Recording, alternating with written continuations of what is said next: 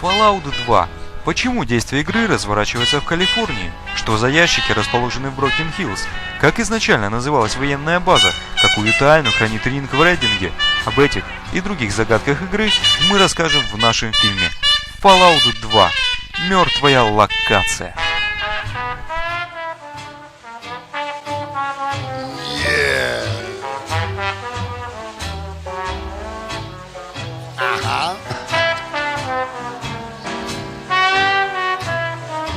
Sure, Trummy. Way down, way down.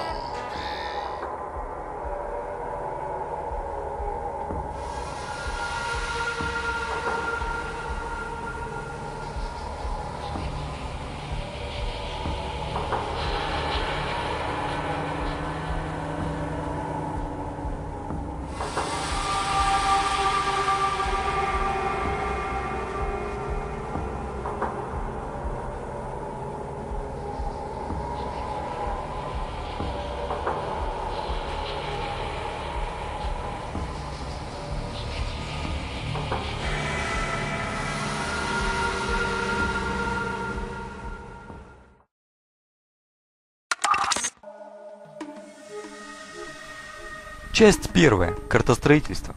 На картах игры отображается огромное количество объектов. В игре каждый населенный пункт индивидуален. Чтобы не потеряться в такой графической кладовой, картостроители действуют плановым способом. Сперва пишется дизайн-документ. Благодаря ему определяется расположение ключевых объектов, и далее строятся карты в соответствии с объектной моделью игры. Вначале создаются тайлы пола, затем стены, потолок, объекты окружения, контейнеры и, наконец, персонажи. Объекты игры разделяются на типы. Первым типом являются тайлы. Они имеют форму ромбов и прорисовываются в двух плоскостях – уровень пола и уровень крыши. Центр одного тайла совпадает с центром гекса, структурного раздела игрового пространства в виде шестиугольника. Между полом и крышей на карте размещаются стены.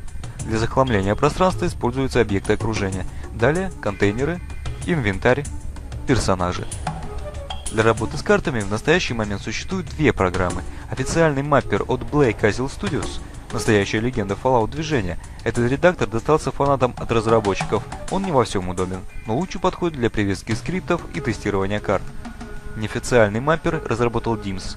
В этом редакторе значительно легче размещать объекты на карте. Кстати, есть и отладочный, то есть тестовый режим игры. Для входа в него нужно загрузить главное меню игры, нажать заветные клавиши Ctrl-R и выбрать название файла с картой. Однако возможности в этом режиме ограничены. Теперь, когда мы познакомились с устройством игрового пространства, перейдем к делу.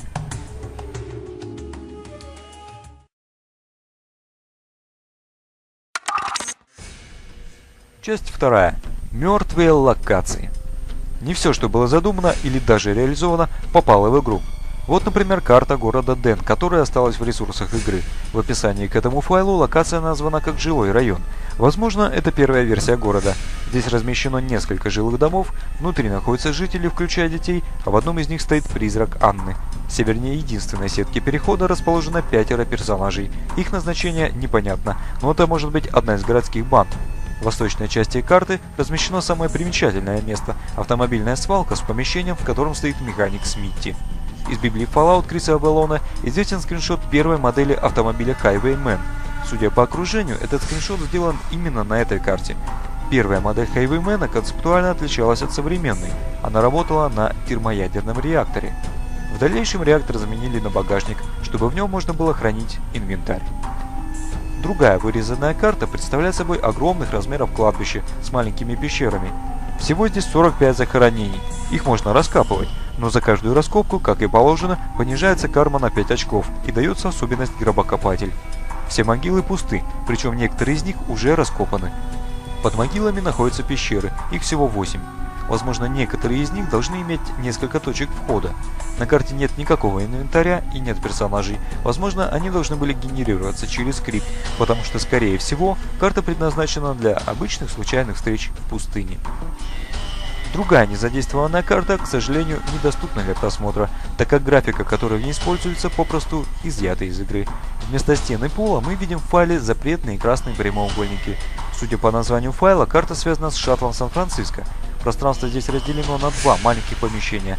Скорее всего, это попытка создать внутреннее пространство шаттла, которое то ли не успели сделать, то ли просто расхотели. В этой локации, кроме шаттла, вырезали еще один кусочек. По словам Криса Авелона, подводная лодка в Сан-Франциско должна была сыграть более значимую роль в Fallout 2. Ее вырезали потому, что игра уже казалась слишком большой. Это был еще один шаг для квеста подготовки танкера.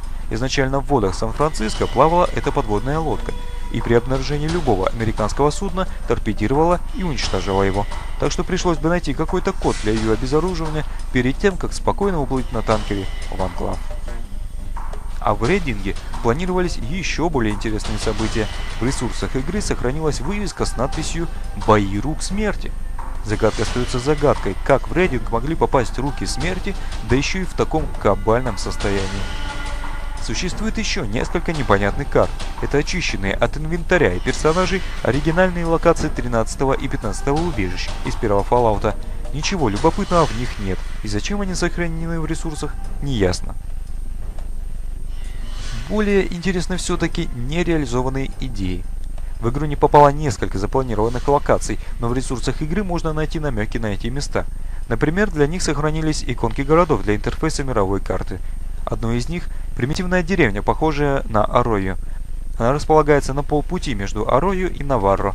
Локация носила сугубо характер дополнительного приключения, не влияющего на общее прохождение. Известно только, что именно оттуда был родом Сулик, и что племя имело торговые связи с деревней Избранного. Но больше никакой информации об этой локации фанатам не осталось. Другое место – лаборатория Агентства по защите окружающей среды, или проще ЭПА. Она располагается в самом агрессивном месте на карте мира, в центре пустыни, где часто встречаются фанаминго, огненные гекко, кентавры и руки смерти. Здесь до войны занимались переработкой токсических отходов, а также проводили уникальные и необычные опыты. Место интерьером должно было напоминать город-убежище. Состояло оно из 4 карт с очень необычным содержанием. Стартовая карта представляет собой заросшую парковку персонала с офисным зданием. Попасть внутрь лаборатории можно ползком через вентиляционные шахты. Сама же лаборатория состоит из 7 подуровней, переход по которым осуществляется посредством шахты лифта. По некоторым уровням бродят довоенные голограммы персонала. В локации планировалось еще много интересного. Например, солнечный сжигатель изначально предполагался к размещению здесь. К счастью, фанатам остался подробный дизайн-документ данной локации. Еще одно нереализованное место – аббатство, расположенное в самом верхнем правом углу карты. Монахи этого ордена сохраняли знания в виде книг, чертежей и предметов. В основном они заботились о сохранении технических знаний. Аббатство было открыто для каждого. Все, что они могли предложить, это знания, так как ни один из хранимых ими предметов не был работоспособен. К тому же монахи не понимали хранимых ими знаний и не могли ими воспользоваться. На создание локации разработчиков вдохновила книга «Страсти по Лейбовицу» Уолтера Миллера. В этой книге описана ситуация, когда после войны возник негатив к науке, и всех умных выскочек отправляли к праотцам. Специалист по ядерному оружию Лейбовиц, потеряв семью, ударился в религию и основал свой орден католической церкви. Перед монахами стояла задача сохранить те зерна знаний, которые до войны двигали цивилизацию вперед. Монахи уже не понимали этих знаний, но ими двигала надежда, что вскоре эти знания помогут возродить мир. И все-таки эти места не забыты. В процессе разработки различных модификаций к игре мудрые воссоздали эти места по своим представлениям. Наслаждайтесь, фанаты! Следует упомянуть и о 2 мистических локациях. Новых игроков часто тревожила секретная база хабологов. Она упоминается в их документах в Сан-Франциско. Но искать ее бесполезно, ведь место вообще не планировалось к созданию разработчиками. Другое место – летающая тарелка. Некогда в интернете широко распространился слух, что если мальчика Коди Фьюрина покормить 100 раз, то он отведет к этому НЛО. Появился даже скриншот этого места, однако такой локации в игре нет, и она даже не задумывалась. Слух и скриншот были созданы потехи ради. Подобных легенд-выдумок по отношению ко второй части игры просто огромное множество. Вот еще несколько самых популярных из них. Секретная комната в храме испытаний – большая панацея у игроков. Одни заявляют, что лифт в это помещение появится, если в определенном порядке применить на все факелы науку и ремонт. Другие утверждают, что игрока перенесет на заброшенный довоенный склад с отличным оружием, если он упадет и прокатится на территорию ямы, например, от критического попадания при низкой удаче. Третьи говорят о выдвигающейся плите в этой яме, но все это абсолютные выдумки. А вот Фрэнк Хорриган и солдаты Анклава прилетели в Арройо. Хотели видеть, как это происходит? Просто нужно с помощью будильника в Пип-Бою проспать 1,5 года, находясь в деревне. После встречи игрока якобы выкинет на карту мира. Касательно Хорригана есть множество липовых заявлений. Самый забавный из них – убийство Фрэнка с помощью мутировавшего пальца ноги. Другая выдумка в разных вариантах рассказывает, что в определенный момент Фрэнк может провалиться под нефтяную платформу и оказаться на дне танкера. Остается только сожалеть об упущенных идеях или играть в их фанатское воплощение.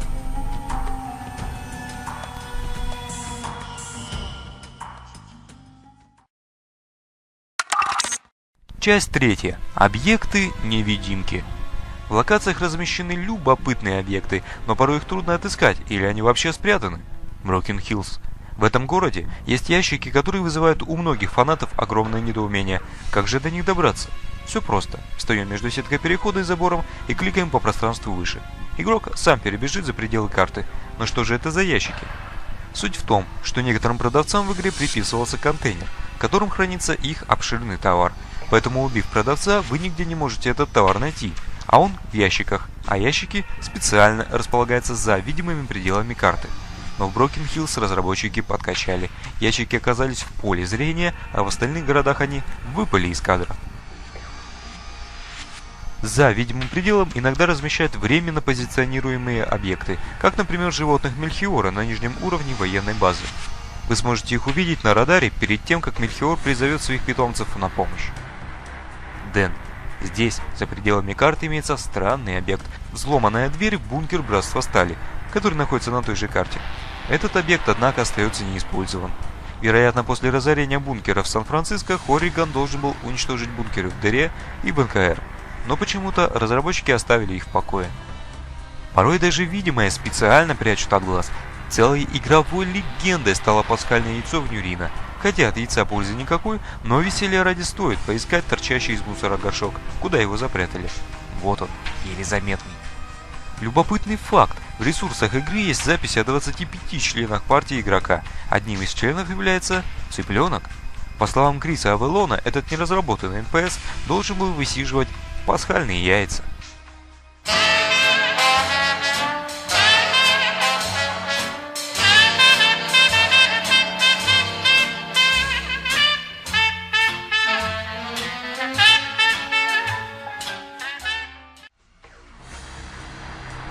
Подобным образом в туннелях Кламата спрятаны в костях нож и человеческие кости, а также патроны под грудой камней.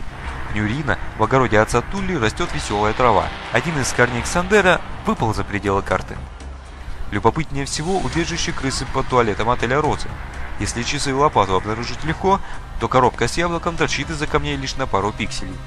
Как и мешок, неожиданно перекочевавший сюда из первого Fallout. Другой любопытный момент связан с проходом в убежище 13 через кладбище Вестина. Если навык скитальца больше 100, то в углу локации освобождается гора камней и становится видна сетка перехода. Однако если камни на месте, то кликнув на них, персонаж все равно перебежит на эту сетку и перейдет ко входу в убежище. Лукаво и действенно. А вот куда нельзя пройти. Военная база. После взрыва в первом Fallout несколько помещений здесь оказались замурованы, и проникнуть в них стало невозможно. На нижнем уровне остался такой зал, но в нем стоит 2 шкафа. Жаль разочаровывать игроков, но шкафы пусты.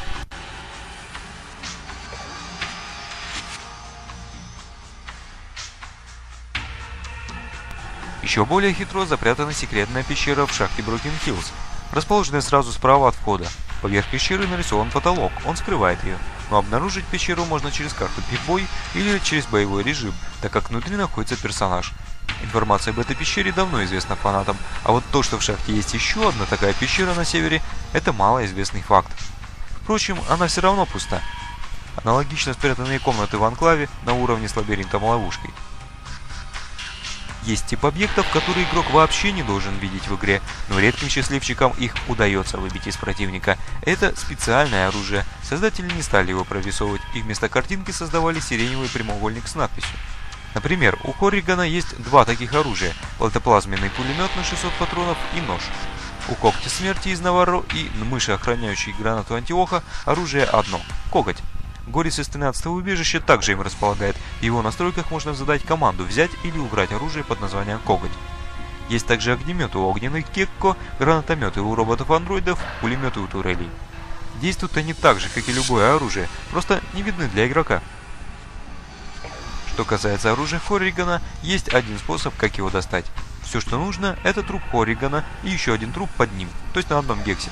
При осмотре второго трупа появится возможность пролистать и инвентарь самого Фрэнка.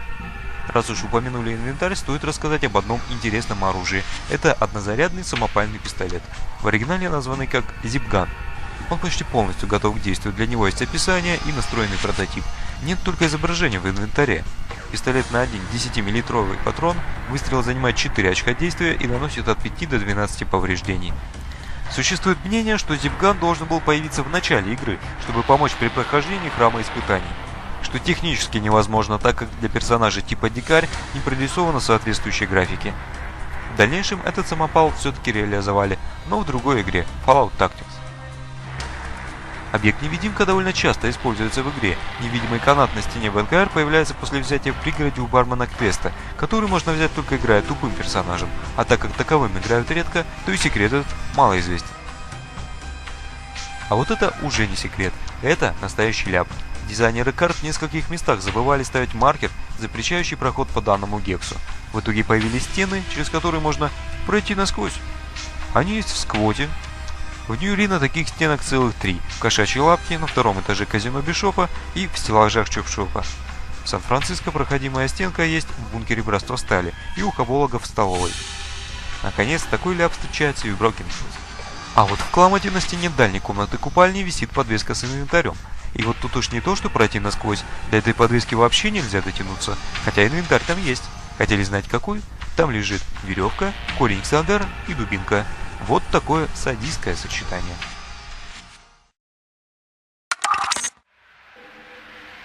Часть 4. Мировая карта. Некоторые локации в игре основаны на реальных географических местах, а некоторые были выдуманы. Начнем со штатов. На карте мира отображено два штата – Калифорния и Невада. Северная граница карты проходит по краю штата Орегон, из которого по прихоти разработчиков перекочевал в игровую Калифорнию город Кламот. Неизвестно точно, почему выбор пал на эту местность. Возможно, это всего лишь желание разнообразить географию, чтобы в игру попали пустыни, горы и побережье. Возможно, это связано и с личными предпочтениями разработчиков, но в фанатской среде выдвигалось предположение, что выбор вызван наличием зоны 51 в штате Невада. В Неваде есть гигантский полигон ядерных испытаний, расположенный на плато Юбка. Территория этого полигона запрещена для посещения. По периметру можно увидеть соответствующие таблички. Здесь было проведено больше 800 поверхностных ядерных взрывов и столько же подземных. На испытания съезжались зеваки со всей страны. Взрывы были видны даже из окон отелей в Лас-Вегасе, хотя город располагается в 100 километрах от полигона. Кроме того, с полигоном связывают множество историй про инопланетян, а на подъезде к нему стоит бар поклонников летающих тарелок. Это не безосновательно, в зоне располагается знаменитая военная база. Она расположена на юге высохшего озера Грум. Территория оборудована прекрасно. Здесь есть своя электростанция. В котловине озера расположена взлетно-посадочная полоса. В центре множество казарм. Есть даже поле для баскетбола. Любители аномального больше всего интересуются огромным количеством ангаров. Например, вы видите одну из загадок этой базы.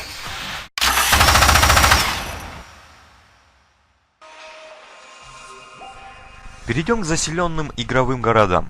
Арройо. По словам Тима Кейна, локация выдумана. В переводе с английского Арройо означает река-каньон или высохшее русло. Деревня по игре действительно расположена в каньоне, так что название говорящее. Что же касается храма испытаний, разработчики не имели четкого представления о происхождении этого сооружения. Последующие фанатские переработки являются лишь фантазией игроков. А вот Кламот имеет реальный прототип. Город Кламот-Фоллс находится в штате Орегон. Он располагается в живописной горной местности на берегах одноименной реки Кламот. Вы видите фотографии этих реальных мест.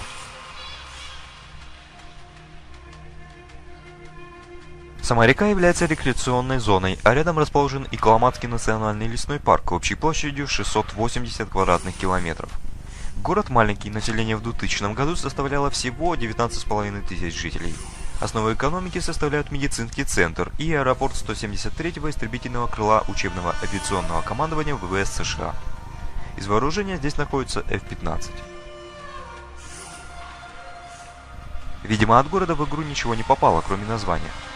Кламат географически и исторически связан с Модоком, административным районом Калифорнии. Места эти похожи. Однако, если по игре основная проблема Модока – это засуха, то в реале район все же неплохо озеленен. Здесь даже располагается лесной национальный парк – Модок.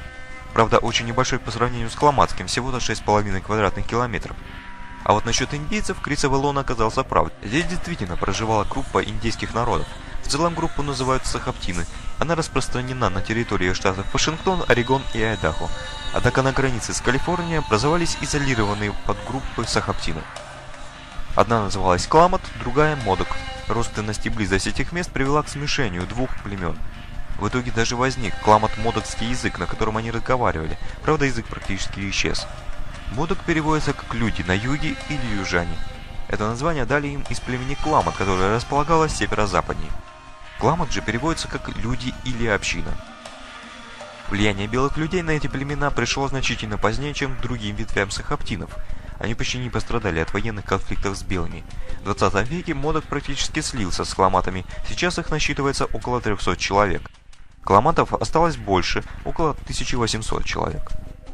В прошлом племена занимались в основном сельским хозяйством и рыболовством. Особенно важным был сбор нескольких растений, таких как семена водной лилии, вокас, одного из основных источников питания. Сейчас население занято главным образом сезонной работой по найму в сельском хозяйстве и фермерстве. Ден – город вымышленный, название у него говорящее, оно переводится с английского как логово, притон или дыра.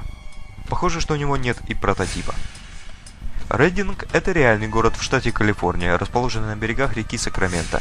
Население 93 тысячи жителей. Экономика города тяготеет к сектору услуг – медицина, юридические услуги, торговля и туризм.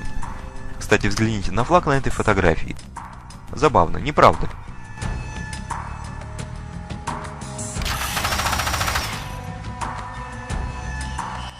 Гекко – вымышленная локация. В реальности гекконами называют широко распространенных безобидных ящерок, но в игре они посредством вируса переросли в свирепых хищников. Места обитания гекконов – тропики, субтропики и некоторые умеренные зоны. На территории СНГ их можно встретить в Средней Азии, Закавказье, Крыму и Казахстане.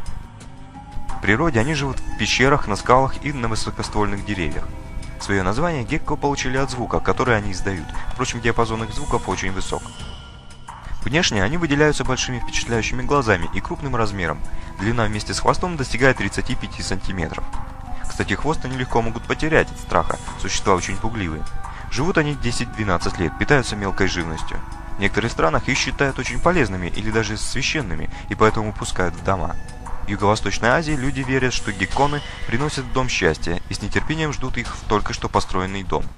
В Таиланде считается, что если услышать несколько криков ящерок сразу, это к удаче. Особенно хорошо, если геккон завопит при рождении ребенка.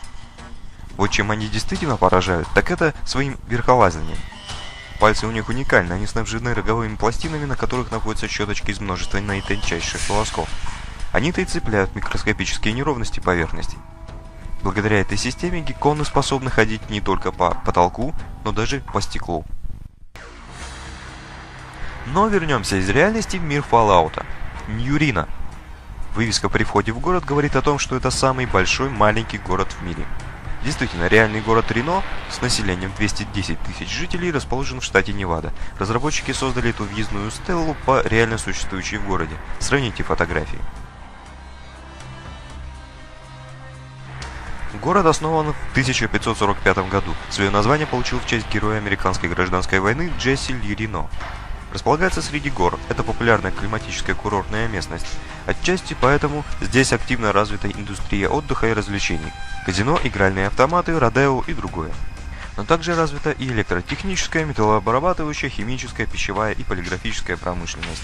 Кроме того, развита авиационная индустрия, в городе расположен международный аэропорт. Так или иначе, игровой город перенял от своего прародителя все самые важные черты. Рядом с Рино находится вымышленная Голгофа. Звучное название, ведь так названа гора, на которой распяли Христа. И что примечательно, взгляните на карту целиком. Перекресток дорог представляет собой на самом деле крест. Недалеко от Рино расположился городок Брокен-Хиллз. Такое место есть в штате Невада, примерно там же, что и по игре. Но в реальности это не город. А как и говорил Маркус, это холмы, где работает горнорудное производство. Территория дикая и практически незаселенная. Здесь находится одна трасса, от которой в стороны отводятся редкие тропки, ведущие ко входам в шахты. Буквально Брокен Хиллз переводится как «ломаная гора», «ломаный камень» или «разломленные холмы». Так что название говорящее для шахтерского городка.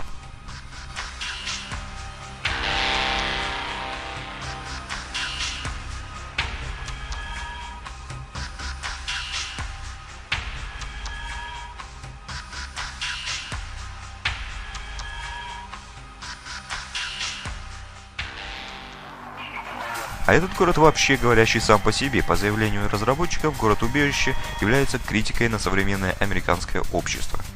Его антиподом стала новая Калифорнийская республика, которая, разумеется, нет в реальности. Помните тот флаг в Рейдинге? Это символика Калифорнии.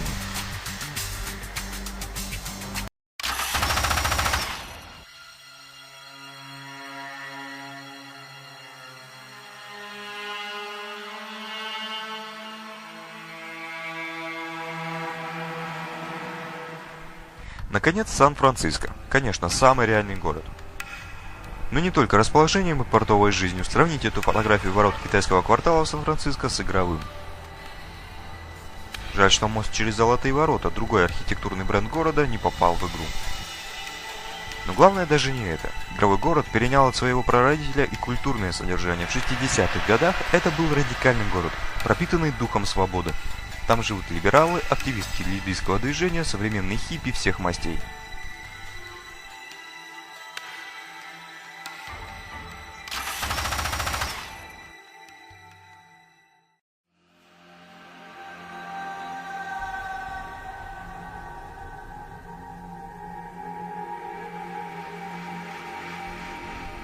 Помимо жилых городов, в игру попали 3 военные базы. Они имеют реальные прототипы. Согласно Крису Тайлеру, военная база, иначе Марипоза, основана на форте Орд. Это одна из самых старых в США военно-морских баз. Она была основана у залива Монтерей, южнее Сан-Франциско. Сейчас форт Орд переживает период перефункционализации. Еще работают некоторые военные организации, но большинство казарм заколочено и законсервировано. Потихоньку форт Орд заселяется. Жилье здесь необыкновенно дешево, но бесконечные улицы по большей части пусты. Похоже, что в игре прототип ничем не проявился. Кстати, в оригинальной дизайн-документации Скотта Кэмпбелла к первому Fallout военная база называлась иначе – база Омега. На чем бы ни была основана локация, в реальности действительно существует поселение под названием Марипоса. Примерно в том же месте, где игровая база. В 2000 году эту деревню населяло всего 1373 жителя. Марипоза основана в 1851 году, как маленький рабочий лагерь. В то время Калифорнию захлестнула золотая лихорадка. Европейцев притянуло местное золото, здесь в глубоких шахтах отрабатывали золотые жилы. Местные леса давали бревна, поэтому вторым названием города было Бревно-город, Локтаун. Кроме того, тогда же здесь был построен судебный дом, старейший из ныне действующих в Калифорнии. Сейчас поселение привлекает к себе прежде всего туристов, интересующихся временами золотой лихорадки. Другая военная база, Наварро, имела первоначальное название Кальюза. В ресурсах игры даже сохранилась иконка с таким названием для интерфейса мировой карты.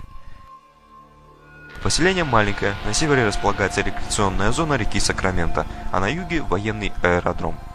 Вот, пожалуй, все достопримечательности этого городка.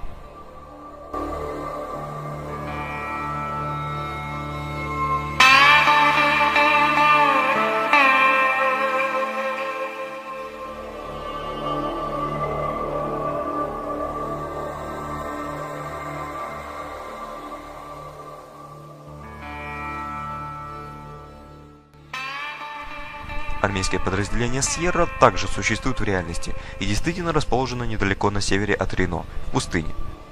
База занимается обслуживанием военной техники, здесь очень много ангаров для работы с ней. Кроме того, в распоряжении базы обширная территория для испытания и уничтожения взрывчатых веществ. Но вот гаубица на игровой карте, возможно, имеет иной смысл. На сайте Westland есть сравнительная схема серии Fallout и игры Westland, которая является своего рода прародителем первого Fallout. В этой игре также можно взорвать некоторые здания при помощи старой гаубицы. Не исключено, что идея оттуда, ведь отсылок на Westland в играх вообще немало.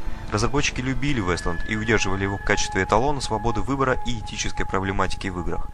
Возможно, что и портрет Элвиса Пресли также перекочевал с одной из стенок Вестланда, и идея сатирических надгробных надписей и некоторые другие реалии. В игре с настолько огромным игровым миром до сих пор за прошедшие десяток лет ее существования находят много интересного. Игра осталась в сердцах фанатов, число которых не уменьшается по мере совершенствования игровой технологии.